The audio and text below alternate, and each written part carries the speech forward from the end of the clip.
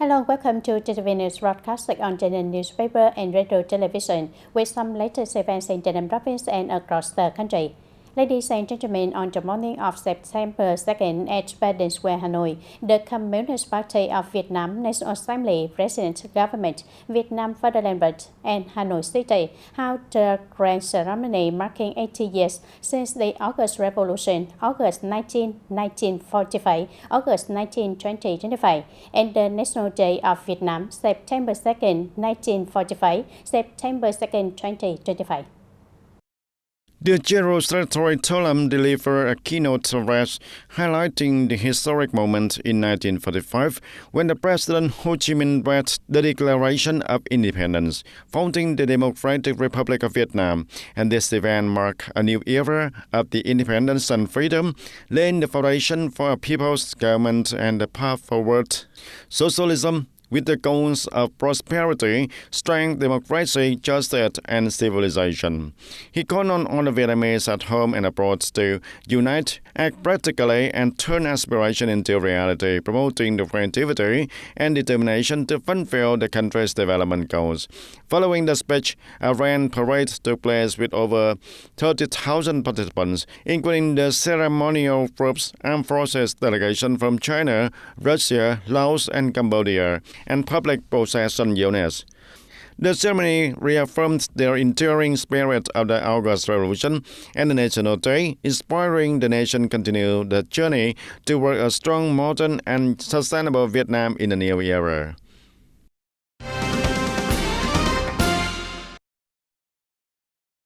In Japan, a solemn and emotional atmosphere filled the hall of the Vietnamese embassy in Tokyo on the morning of September 2nd as officers Vietnamese gathered to watch the live broadcast of the 80th National Day military parade from Baden Square.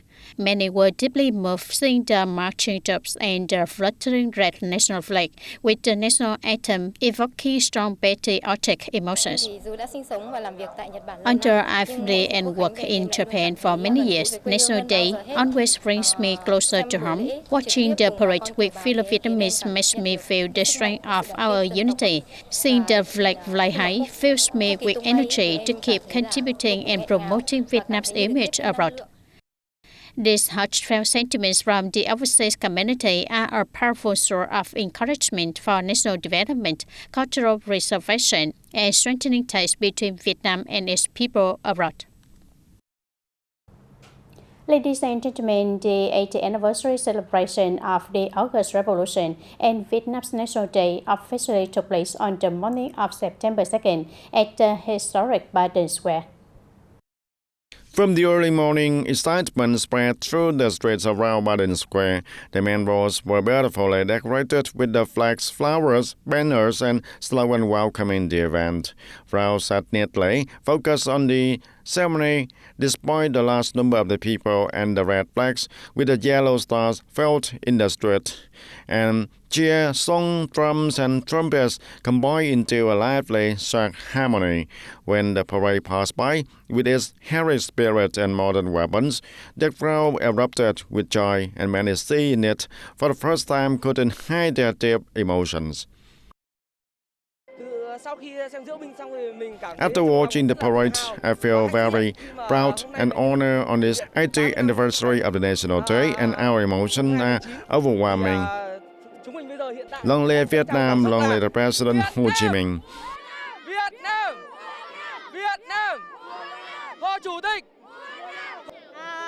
Look at our team here, giving their own Vietnam is the champion. Special sitting was arranged for the veterans and the war heroes along the Nguyễn Thái Học, Hùng Vương, Trần Phú streets, ensuring they had the best feel of this special moment. Wearing their neat uniforms and their eyes shone with joy, a living testimony to today's peace and share the pride in the country. I'm very proud to see the strong military forces with many branches and modern, that even after decades in the army, I don't recognize this proves how much our army has developed. Though the parade ended, the gathering of national pride remains. The spirit of August Revolution and the National Day will continue to be the light guiding the nation into a new era. Ladies and gentlemen, on the afternoon of September 1st in Tianjin, China, Prime Minister Phạm Minh Chính delivered a keynote address at the expanded Shanghai Cooperation Organization SCO Summit. This marked the first time a high-ranking Vietnamese leader has spoken at an SCO summit.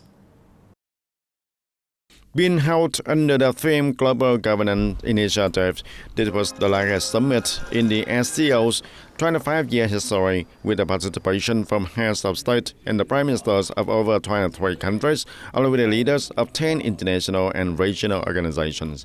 In his speech, the Prime Minister of Vietnam noted that while humanity has achieved the unprecedented progress, the world is now facing multiple overlapping crises, including escalating regional conflicts and growing inequality in development. He emphasized that no country, large or small, can tackle today's complex challenges alone, and called for a stronger multilateralism, solidarity, and international cooperation more than ever before. Turn to the news. Dear audience, the People's Committee of Tây Ninh Province has set a goal to remain among the top provinces in administrative quality nationwide by issuing a new plan to improve its 2025 Provincial Competitiveness Index (PCI). The plan aims to maintain Tây Ninh's position as one of the best-performing provinces in economic governance, attract more investment, and promote sustainable socio-economic development. Department sectors and local governments are required to treat PCI improvement as a core and ongoing task, emphasizing accountability, especially of leaders, in reforming the business environment. Key focuses include streamlining market entry procedures, supporting enterprises, promoting digital applications, online processing, decentralization, and improving the quality of public services. It also calls for transparent and consistent implementation of administrative procedures. Additionally, Tây Ninh will strengthen PCI-related communications to build consensus among officials and the business community, ensuring effective and meaningful implementation aligned with administrative reform, digital transformation, and broader development goals. As of the end of August 2025, the state budget revenue in Tây Ninh Province reached nearly 30,750 billion Vietnam dong. Among this, revenue from the foreign direct investment (FDI) sector is considered a foundation for sustainable growth in budget revenue management, with total contributions reaching about 4,200 billion Vietnam dong, up 34% compared to the same period in 2024. According to the leadership of TayNinhTV Tax Department, the merger of Long An and TayNinh has created a developmental premise with a strong potential in land and infrastructure to attract high-quality FDI enterprises. At the same time, the tax authority has strongly implemented digital transformation to enhance the management efficiency. This solution is also seen as one of the key pillars of the local economy in the future. And by the end of August of 2025, TayNinh Tax Department has maintained a rate of 98% of taxpayers filing the taxes online, over 95% using electronic tax payment, and 89% using electronic tax refund. Simultaneously, the department has accelerated the implementation of e-invoices generated from the cash register for household and individual businesses, launched the e-tax mobile application, and collected database information on the household businesses, helping taxpayers fulfill their obligations quickly and transparently.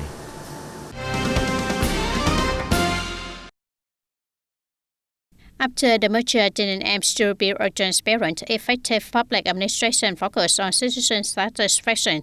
Improving the PAPI index is a key task, combining inheritance and innovation from the two former provinces. According to the 2024 PAPI results, the former TayNinh scored 47.35 out of 80, ranking second nationwide in the top group. The former Long An scored 42.28 out of 80, ranking 45th out of 63 provinces. In the lower middle group, Both show positive improvements compared to 2023, demonstrating a strong commitment to better public governance. Based on this, Tenants People's Committee issued a 2025 plan to enhance PAPI, implementing it from provincial to local levels.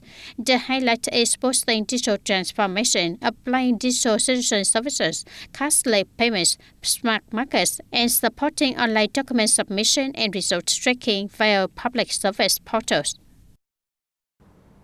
Ladies and gentlemen, exactly 80 years ago, at the historic Biden Square, President Ho Chi Minh read the Declaration of Independence, founding the Democratic Republic of Vietnam. From that historic moment, the word fatherland ceased to be an abstract concept. It became a reality, a source of pride, and the very lifeblood of every Vietnamese right. In Long An World Province, the Trong Thang House historical site is regarded as a key landmark, marking the August Revolution in the nation's founding. This house hosted the first meeting of the Ngang Provincial Party Committee on the evening of August 22, 1945. After the meeting, the Party Executive Committee began work on September 2, 1945. With its rich historical value, Trong Thang House serves not only to recall heroic traditions but also as a vivid testament to the revolutionary spirit of Tenants people during the early days of establishing the government. This site provides direct private education about the nation's history of founding and defending the country. It's not just right, but also a reminder to today's youth. Amid the separate, millions of houses in Tây Ninh remain devoted to the homeland. For Mr. Lê Văn Vui from Thanh Điền Quế, who has lived through the 80 years of independence and freedom, it's September 2nd evokes deep memories of those heroic days. To him, Independence Day is not just a holiday, but a living memory and a constant reminder of the value of independence and freedom. We always remind our descendants that this is a significant day for the country, the founding of the Socialist Republic of Vietnam. Remembering this day motivates us to strive, study, and train to honor the previous generations. 80 years have passed, yet the word fatherland remains sacred and eternal, a right of the past, a strength of the present, and a firm belief in the future.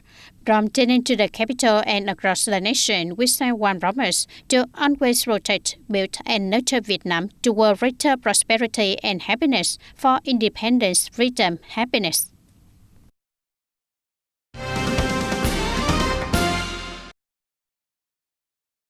Mumbai International Border Gate Customs under the Regional Customs Department number 17 is now responsible for managing the entire administrative area of Bến Cầu Commune and Long Phước, Long Thuận, and also Phước Chỉ border zones in Tây Ninh province. In the first 6 months of 2025, the total import export turnover through mobile reached for $525.8 million US, up to 16.13% compared to the same period in 2024.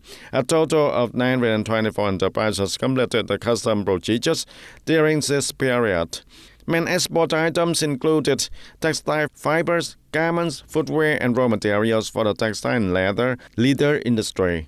Imports were primarily fabrics, materials for textile, leather and footwear, rubber and transit goods such as ready-made clothes, bicycle parts, fitness bicycles, sports shoes, customer goods, and packaging.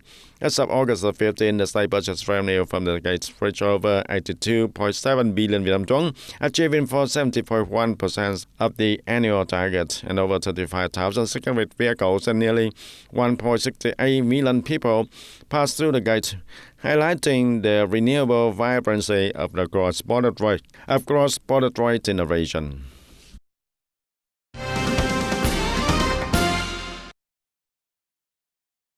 Tây Ninh Provincial People's Committee has issued a directive urging departments, localities, and project management boards to accelerate public investment disbursement in 2025 for major national transport projects in the province.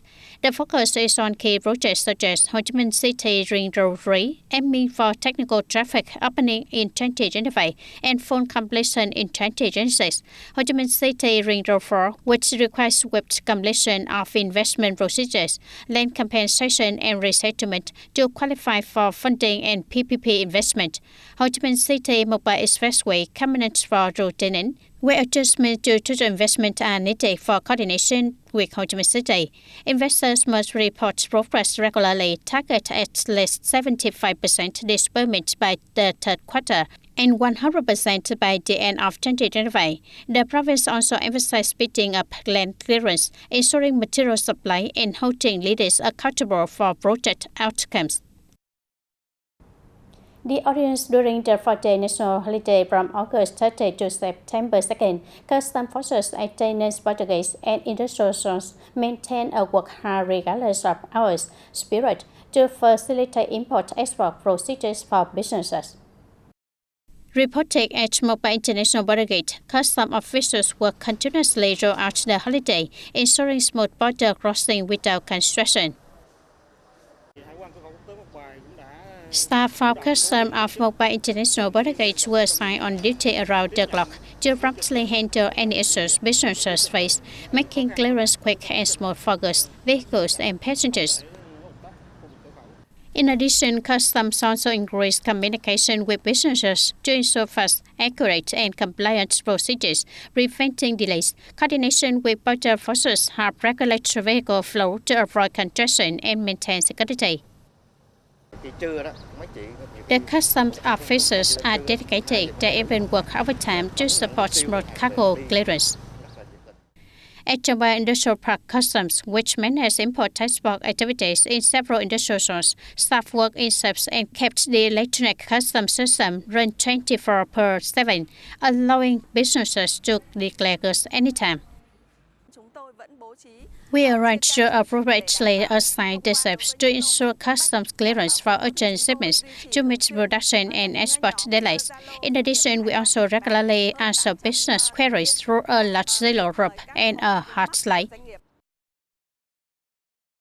We highly appreciate this support, as it has not only helped our goods clear customs quickly and on schedule, but also contributed to reducing warehousing and storage costs for our company, thereby enhancing our competitiveness in international trade.